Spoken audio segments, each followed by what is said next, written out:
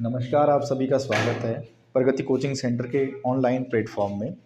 आज हम हिंदी का एक महत्वपूर्ण टॉपिक डिस्कस करेंगे और ये महत्वपूर्ण टॉपिक आपका यूके पीएससी और यूके ट्रिपल एससी के सिलेबस में है, आपका हिंदी के सिलेबस में।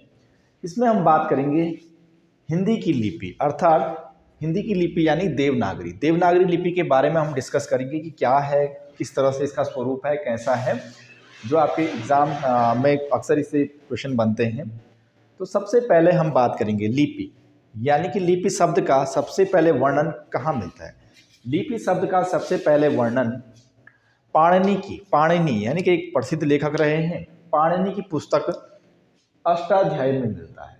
लिपि शब्द का सबसे पहले वर्णन पाणिनि की पुस्तक अष्टाध्यायी में मिलता है। ये क्वेश्चन कई बार आया हुआ है। ठीक, अब लिपि होती क्या है? लिपि अर्थात ध्वनियों या वर्णों के लेखन की विधि को लिपि कहा जाता है। यानी कि जो हम बोलते हैं उसको लिखने का जो तरीका है वही लिपि कहलाता है ना। या ध्वनि संकेतों को लिखने की विधि को ही लिपि कहा जाता है। अब देखते हैं कि हिंदी की लिपि की बात हम करें तो हिंदी की लिपि नागरी, देवनागरी या हिंदी लिपि कहा जाता है। यानी कि हिंदी की जो लिपि है ना उसको कहा जाता है नागरी। इसको नागरी भी कहा जाता है, देवनागरी तो बोला जाता है, लेकिन हिंदी लिपि भी कहा जाता है। ठीक, अब एग्जाम के पॉइंट ऑफ व्यू से हमारे लिए ये इंपॉर्टेंट हो जाता है कि हिंदी की जो लिपि है देवनागरी, उसका विकास कैसे हुआ, कहाँ से उसका प्रमाण मिला है ना। तो हिंदी की जो लिपि है देवनागरी, इसका सर्वप्रथम उल्लेख, हिंदी की जो लिपि है देवनागरी, इसका सर्वप्रथम उल्लेख 7वीं से 8वीं सदी है ना। 7वीं से 8वीं सदी में एक गुजरात नरेश थी, है ना। गुजरात राज्य है तो गुजरात नरेश थे जयभट्ट, है ना। गुजरात नरेश जयभट्ट के शिलालेखों में मिलता है। तो एक एग्जाम में क्वेश्चन बना, 2 बार बन गए ये क्वेश्चन कि हिंदी की जो लिपि है देवनागरी, उसका वर्णन सबसे पहले किस राज्य में मिला है। तो भारत के गुजरात राज्य में, है ना। गुजरात राज्य में सबसे पहले लिपि यानी कि देवनागरी लिपि का वर्णन मिला है। दूसरा क्वेश्चन है कि देवनागरी लिपि का सबसे पहले देवनागरी लिपि का वर्णन किसके शिलालेखों में मिला है, ये क्वेश्चन भी बना हुआ है। तो देवनागरी लिपि का जो आप कह सकते हैं कि सबसे पहले वर्णन गुजरात नरेश यानी कि जयभट्ट के शिलालेख में मिला है। ये क्वेश्चन भी बना हुआ है गुजरात से, और नरेश जयभट्ट यानी कि गुजरात नरेश जयभट्ट से भी क्वेश्चन बना हुआ है यूके पीएससी 2017, और ये भी बना हुआ है गुजरात राज्य। दोनों ही क्वेश्चन बने। अब क्वेश्चन ये बनता है कि जो हिंदी की जो लिपि है देवनागरी वो कैसी है, यानी कि अक्षरात्मक है या वर्णात्मक है। ठीक, तो सबसे पहले हम बात करेंगे अक्षरात्मक की, यानी कि हिंदी की जो लिपि है देवनागरी वो एक अक्षरात्मक लिपि है। अक्षरात्मक लिपि का मतलब जैसे मैं लिखता हूँ क ख ग, है ना, तो ये मैं इस तरह से लिखता हूँ क ख ग पूरा। ठीक, ये क्या होते हैं, हमारे अक्षर होते हैं, है ना, इस तरह से अक्षर हैं ये।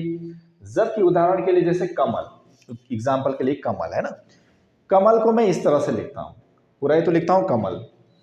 इसी तरह से वर्णात्मक लिपि यानी कि वर्णों को न लिख के हम क्या लिखते हैं इस लिपि में, पूरे अक्षर लिखते हैं। तो वर्ण में जैसे हलंत क है, हलंत ख है, हलंत ग है, तो इस तरह से न लिख के हम क्या लिखते हैं, हमेशा हम इस तरह से लिखते हैं, यानी कि अक्षरों का ही प्रयोग किया जाता है। अब यहाँ पे अक्षर जैसे कमल, कमल को हमने इस तरह से लिखा, कमल को हम कभी भी इस तरह से नहीं लिखते हैं, यानी तोड़ के नहीं लिखते हैं ना। ये कमल है तो कमल को इस तरह से हलंत क, फिर अ प्लस म, हलंत म प्लस अ प्लस हलंत ल और अ, इस तरह से हम कभी नहीं लिखते हैं। अगर ऐसे ही लिखना होता, माना लिपि है, लिपि में क्या लिख रहा हूँ, एग्जाम्पल के लिए ये लिख रहा हूँ ना लिपि, इस तरह से लिपि लिख रहा हूँ। अब अगर मैं इसको वर्णात्मक, ये क्या है, अक्षरात्मक है, यानी कि अक्षर है पूरे इसमें, अगर इसी को वर्णात्मक तरीके से लिखें तो कैसे लिखेंगे, ल हलंत लो, यानी कि हलंत लो का मतलब आदि लो, है ना, हलंत लो प्लस कौन सी, छोटी प्लस प, हलंत प आधा प प्लस ई, इस तरह से लिखता। तो ये वर्णात्मक ना होकर देवनागरी लिपि वर्णात्मक न होकर अक्षरात्मक लिपि है, यानी अक्षर ही लिखे जाते हैं। तो ये भी हमें ध्यान में रखना है। और ये क्वेश्चन बना हुआ है कि निम्न में से देवनागरी लिपि है अक्षरात्मक है, वर्णात्मक है, दोनों, इनमें से कोई नहीं। तो ये क्वेश्चन आपके आंसर हो जाएगा आपका अक्षरात्मक लिपि। अब देखिए, जो देवनागरी लिपि है उसकी विशेषता एक ही है, सबसे महत्वपूर्ण विशेषता है इसकी कि देवनागरी लिपि को हम कैसे लिखते हैं। देवनागरी लिपि को लिखने का जो तरीका है वो बाएं से दाईं ओर, यानी कि लेफ्ट हैंड से राइट हैंड, है ना, लेफ्ट हैंड से राइट हैंड की ओर लिखा जाता है। हमेशा ध्यान रखें कि देवनागरी लिपि को लिखने का तरीका लेफ्ट हैंड से राइट हैंड, अर्थात बाएं से दाईं ओर लिखी जाती है।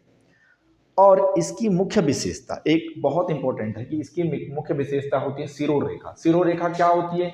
अब शिरोरेखा का मतलब होता है कि जो भी हम अक्षर लिख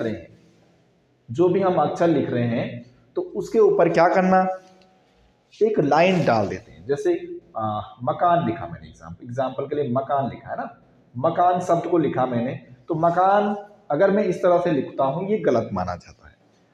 इसके ऊपर हमेशा क्या होते है, एक डंडी होती है, आप कह सकते हैं इसे ही क्या कहा जाता है, शिरोरेखा कहा जाता है ना, इसे ही शिरोरेखा कहा जाता है। भारत लिखूंगा एग्जाम्पल के लिए, भारत अगर मैं इस तरह से ही लिखता हूं, कई बार लोग इस तरह से लिखते हैं तो वो चीज गलत है, हमेशा शिरोरेखा का प्रयोग होता है इसके लिए। तो इसकी मुख्य विशेषता है शिरोरेखा, बहुत इंपॉर्टेंट। अब भारत की जो सभी लिपियां हैं, जितनी भी लिपियां हैं गुरुमुखी, जैसे पंजाबी की गुरुमुखी हो गई है ना, आपका सिंधी की ब्राचड़ होगी, ठीक, देवनागरी की हिंदी, यानी हिंदी की लिपि आपकी देवनागरी होगी। तो जितनी भी भारत की लिपियां हैं उन सब का विकास ब्राह्मी लिपि से हुआ है। ये कई बार ये क्वेश्चन बहुत इंपॉर्टेंट क्वेश्चन है कि देवनागरी लिपि का विकास किससे हुआ है, तो देवनागरी लिपि का विकास ब्राह्मी लिपि से हुआ। यानी कि आप कह सकते हैं कि हिंदी, भारत में जो भाषाएं हैं, है ना, भारत की जो सभी लिपियां हैं उनकी जननी मानी जाती है ब्राह्मी लिपि। ये इंपॉर्टेंट क्वेश्चन है। और ब्राह्मी लिपि भी वैदिक आर्यों द्वारा प्रारंभ की गई थी, ठीक, या इसका विकास जो है वैदिक आर्यों के द्वारा प्रारंभ किया गया। अब कई बार क्वेश्चन आता है कि देवनागरी लिपि में लिखी जाने वाली भाषाएं कौन कौन सी हैं, ठीक।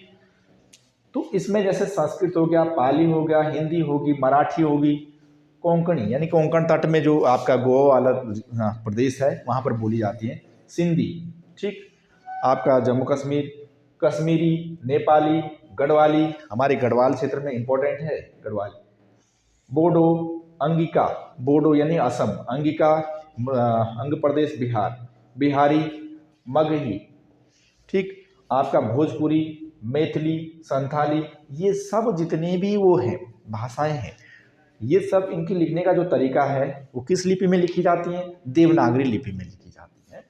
तो देवनागरी लिपि कैसी लिपि है, कभी क्वेश्चन आता है तो अक्षरात्मक, न कि वर्णात्मक, है ना, अक्षरात्मक है, अक्षर ही तो लिखते हैं। जबकि हम इसी की अपोजिट देखेंगे, जैसे अंग्रेजी में अल्फाबेट का यूज करते हैं। जैसे ए को स्वतंत्र लिखा जा सकता है, जैसे ए, है ना, बी स्वतंत्र लिखा जाता है, यानी अल्फाबेट वर्ण अलग अलग तरीके से स्वतंत्र है अपने आप में, लेकिन यहाँ पर ऐसा नहीं। अब हमारे लिए जो इम्पोर्टेंट है, क्वेश्चन बहुत ज़्यादा बनता है यहाँ पे, देवनागरी लिपि का विकास अनुक्रम, यानी देवनागरी लिपि का विकास कैसे हुआ है, किस तरह से इसका अनुक्रम है, किस तरह से सीक्वेंस है इसका। तो देवनागरी लिपि का जो विकास हुआ है ये आपका उत्तरी ब्राह्मी लिपि से, उत्तरी ब्राह्मी लिपि की भी दो शाखाएं हैं, उत्तरी और दक्षिणी। तो इसका जो विकास हुआ है उत्तरी ब्राह्मी लिपि से। उत्तरी ब्राह्मी लिपि के बाद आता है आपका गुप्त लिपि, ठीक, गुप्त लिपि के बाद आता है आपका सिद्ध लिपि, सिद्ध मातृका, और सिद्ध मातृका के बाद आपका कुटिल लिपि, ठीक। कुटिल लिपि के बाद आती है आपकी नागरी, नागरी में पश्चिमी शाखा, नागरी में आपका पश्चिमी शाखा से, पूर्वी और पश्चिमी, नागरी भी दो शाखाएं हैं, पूर्वी और पश्चिमी, तो पश्चिमी शाखा से देवनागरी लिपि का विकास हुआ है। और लास्ट में आपका नागरी या देवनागरी। ऐसा माना जाता है कि गुजरात क्षेत्र में जो नागर ब्राह्मण थे उस पर उनके द्वारा इस लिपि का विकास किया गया, देवनागरी लिपि का, ये भी माना जाता है। दूसरा एक ये कह सकते हैं कि देवनागरी लिपि को देवलिपि भी कहा जाता है। देवलिपि क्यों कहा जाता है, संस्कृत हमारी क्या है, देव भाषा है, तो इसलिए संस्कृत भी किस में लिखी जाती है, संस्कृत भी देवनागरी लिपि में लिखी जाती है, तो इसे देवलिपि भी कहा जाता है। अब कई एक बार क्वेश्चन बना था यूके ट्रिपल एससी में 2018 में, जो लिपि है, लिपि का विकास अनुक्रम कैसा है, यानी कि लिपि, अभी तक हम देवनागरी देख रहे थे कि देवनागरी लिपि का विकास अनुक्रम कैसा है ना। देवनागरी का हमने ये सीक्वेंस देखा किस किस तरह से देवनागरी लिपि का विकास हुआ है। देवनागरी लिपि में आपको एक चीज ध्यान रखना है कि कुटिल लिपि, जो प्राचीन देवनागरी लिपि का विकास कुटिल लिपि से हुआ, ये भी ध्यान रखना है। अब आता है क्वेश्चन कि लिपि का विकास कैसे है, लिपि यानी कि जो लिखने की तरीका है ध्वनि संकेतों को, उसके लिए किस तरह से लिपि का सबसे पहले विकास हो, ये क्वेश्चन बना हुआ है यूके ट्रिपल एससी 2018 में। तो सबसे पहले हम बात करेंगे लिपि का विकास अनुक्रम। लिपि का विकास अनुक्रम सबसे पहले चित्रात्मक लिपि। आप सभी जानते हैं कि प्राचीन समय में मानव गुफाओं में रहता था, कंदराओं में रहता था, तो लिखने का तरीका तो पता था नहीं, तो इसलिए क्या करता था, चित्र के माध्यम से एक दूसरे को समझाया जाता था, तो चित्रात्मक लिपि। फिर इसके बाद कुछ सूत्र बने, यानी कि सूत्र का मतलब सूत्र लिपि, कुछ सूत्रों के माध्यम से एक दूसरे से बात करना, एक दूसरे को वो करना है ना, इंडिकेट करना, इशारे करना, सूत्र लिपि। फिर इन्होंने प्रतीकों का यूज किया, माना प्रतीक हो सकते हैं, आपका स्वास्तिक चिन्ह हो सकता है एग्जाम्पल के लिए, है ना, ओम हो सकता है। तो इस तरह से प्रतीकों का यूज धीरे धीरे ये करने लगे। लास्ट में आ गया भाव मूलक लिपि। भाव मूलक लिपि का मतलब जिन चित्रों को इन्होंने बनाया, जैसे चित्र बने उनमें भाव की प्रधानता देखने को मिलती है। तो लिपि का विकास क्रम कैसा है, चित्रलिपि, सूत्रलिपि, प्रतीकात्मक लिपि और भाव मूलक लिपि, इस तरह से लिपि का विकास क्रम हुआ है। और ये आपके एक सीक्वेंस पूछा गया था यूके ट्रिपल एससी में, ठीक है। तो इस तरह से हमने देखा कि लिपि का, हिंदी लिपि का विकास किस तरह से हुआ, कैसे हुआ है, हिंदी की लिपि क्या है। कभी क्वेश्चन आता है कि भारत की लिपि देवनागरी होगी, यह किस आर्टिकल में वर्णित है या उल्लेखित है। तो आर्टिकल 343 के खंड 1 यानी क्लॉज 1 में ये वर्णन मिलता है कि भारत की लिपि क्या होगी, देवनागरी होगी। आप जो है स्क्रीनशॉट लीजिएगा, वीडियो को पॉज कर सकते हैं और स्क्रीनशॉट लीजिएगा, वीडियो को पॉज कीजिएगा, स्क्रीनशॉट लीजिएगा। हम मिलेंगे फिर एक नए टॉपिक के साथ, और तब तक के लिए धन्यवाद आप सभी के लोगों का।